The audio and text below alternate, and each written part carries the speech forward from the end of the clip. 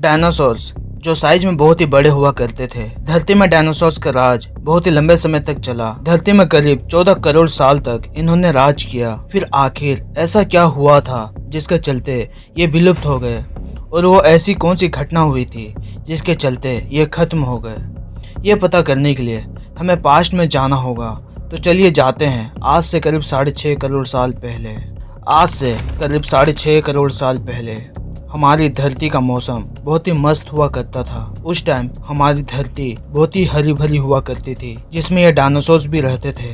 पर इन डायनासोर्स के अलावा भी एक और प्रजाति था जो साइज में बहुत ही छोटा था, जो कि दिखने में चूहा जैसे दिखता था। और एक्चुअली देखा जाए तो यही हमारे प्राचीन पूर्वज थे, और आगे चलकर हम इंसान इसी से इवॉल्व होने वाले थे, और ये थे मैमल्स। और मैं आपको बता दूं कि डायनासोर्स अंडे दिया करते थे, लेकिन मैमल्स अंडे नहीं देते हैं। और देखा जाए तो हम इंसान भी एक मैमल हैं। उस वक्त ये मैमल्स डायनासोर्स से डरकर छोटी बिलों में छुपकर रहते थे, और इनका यही तरीका आगे जाकर इनके लिए बहुत ही फायदेमंद साबित होने वाला था। और जब ये सारे जीव धरती में अपनी लाइफ जी रहे थे, ठीक उसी टाइम अंतरिक्ष से एक 10 किलोमीटर का डायमीटर वाला एस्टेरॉइड धरती की तरफ बढ़ने लगा, जिसकी रफ्तार बहुत ही ज्यादा था। और धरती के ग्रेविटेशनल फील्ड में घुसने के बाद इसका रफ्तार और भी ज्यादा हो गया, और फिर 70,000 किलोमीटर पर आवर की रफ्तार से धरती के एटमॉस्फेयर में दाखिल हुआ, जिसके चलते ये आग के गोले में तब्दील हो गया। और इसकी चमक इतनी ज्यादा थी कि इसके 800 किलोमीटर के रेडियस में आने वाले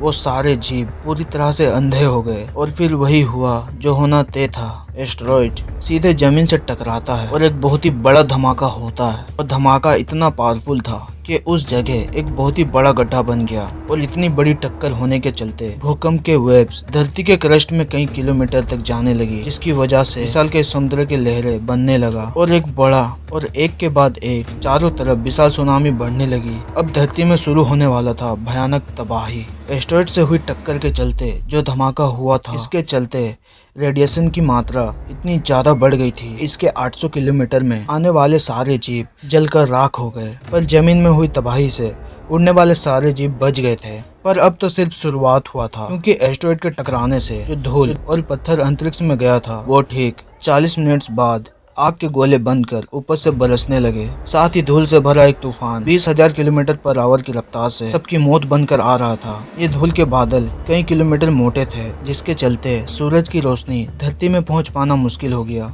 कई सालों तक सूरज की रोशनी धरती तक ना पहुंच पाने के चलते सारे पेड़ पौधे खत्म होने के कगार पर थे। ये बादल हमारी धरती को चारों तरफ से पूरी तरह से ढक लिया था, और धरती में हुई उस धमाके के चलते धरती का तापमान 150 डिग्री सेल्सियस तक चल गया, जिसके चलते जो डायनासोर धरती में हुई धमाके से बच गए थे, वो भी इस तापमान के चलते खत्म हो गए। और महातबाही के चलते धरती का करीब 75% पॉपुलेशन खत्म हो गया। लेकिन यह महाप्रलय किसी के लिए फायदेमंद साबित होने वाला था, और वो थे मैमल्स। इन्होंने इस महातबाही से अपने आप को बचा लिया था, और इतनी ज्यादा तापमान में भी सरवाइव करने के लिए ये जमीन के अंदर रहने लगे, और जिंदा रहने के लिए इन्होंने हर वो चीज खाने लगे जिससे ये जिंदा रह सके। और यही डायनासोर्स के अवशेष हमें आगे चलकर फ्यूचर में मिलने वाला था, जिससे आज हम इनके एक्सिस्टेंस का पता लगा पाते। इस तबाही के कुछ लाख साल बाद अब धरती में एक भी डायनासोर्स नहीं थे, और अब धरती में एक नया शुरुआत होने वाला था। और इस नई दुनिया में हमारे प्राचीन पूर्वज समय के साथ साथ विकसित हो रहे थे, और इनका आकार भी पहले से बड़ा हो चुका था। पर ये अभी भी हमारे जैसे नहीं दिखते थे, इसके लिए इन्हें अभी भी कई ऐसे नए प्रजाति में विकसित होना बाकी था। आज से लगभग 4.7 करोड़ साल पहले अब धरती का एटमॉस्फेयर पूरी तरह से आज के जैसे बन गया था, और धरती का तापमान 24 डिग्री सेल्सियस था, और धरती का एक दिन 24 घंटों का होता था। अब इस वक्त धरती के सभी महाद्वीप अब के जैसे जानी पहचानी थी, पर अब भी एक रचना बाकी रह गया था। धरती के टेक्टोनिक प्लेट्स फिर से बढ़ने लगा, जो धरती के बड़े बड़े द्वीपों को आपस में जोड़ने वाली थी, जो एशिया महाद्वीप की ओर बढ़ रहा था। और इन दोनों महाद्वीपों के टकराने से एक नई भू श्रृंखला का निर्माण हुआ, जिसके चलते हिमालय और एवरेस्ट जैसे माउंटेन बने, और इसमें गिरने वाली बर्फ, जिसके चलते फ्यूचर में आधी पॉपुलेशन को पीने का पानी मुहैया करवाने वाली थी। लेकिन अब तक भी हम इंसान का कोई वजूद नहीं था।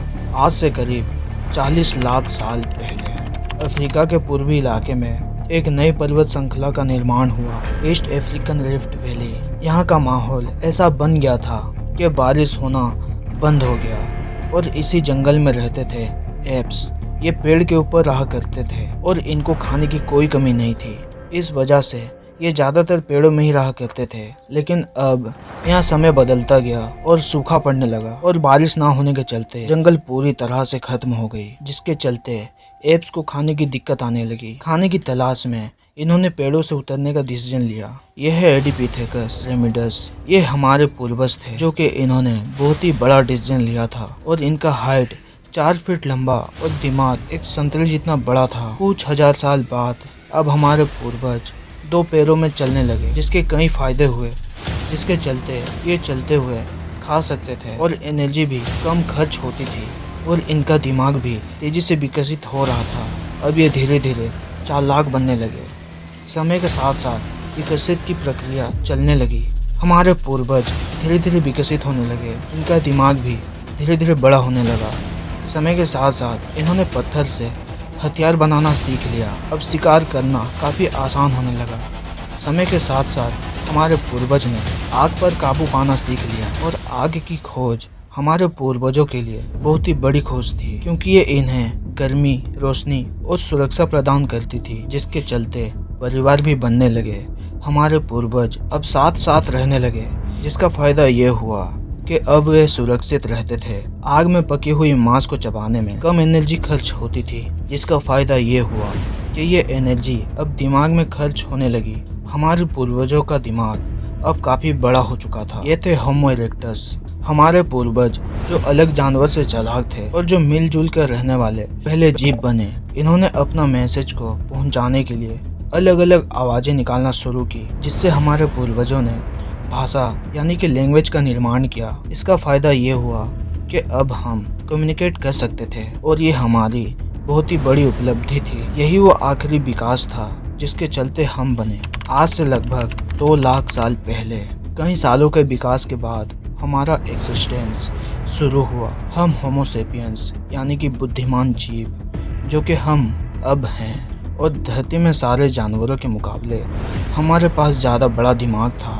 हमारे पास औजार थे, कम्युनिकेट करने के लिए लैंग्वेज थी, और उससे भी बड़ी बात हमारे पास दिमाग था। और आज से लगभग कुछ मिनट्स पहले अब आपका सफ़र होता है ख़त्म और आपने करोड़ों साल का सफ़र को तय कर लिया है और अब आप वापस अपने समय में आ चुके हो। और अब हमारी दुनिया ये है जिसे हम और आप जी रहे हैं, और अब हम काफ़ी ज़्यादा विकसित और एडवांस हो चुके हैं और अब हम वो सारी चीज़ें समझ सकते हैं जो पहले समझना इम्पॉसिबल लगता था, कि हमारी धरती में समंदर कहाँ से आए और हमारी धरती का निर्माण कैसे हुआ। और अब हम ये भी जानते हैं कि जीवन की शुरुआत कैसे हुई, लेकिन हमारा सफ़र का अभी तो शुरुआत हुआ है। हमें अभी और भी चीज़ें जाननी हैं, सीखनी है। हमें इस ब्रह्मांड को अब भी समझना बाकी है। ये वीडियो पसंद आया तो वीडियो को लाइक और चैनल को सब्सक्राइब जरूर करना। तो मिलते हैं ऐसे ही एक इंटरेस्टिंग वीडियो के साथ। तब तक के लिए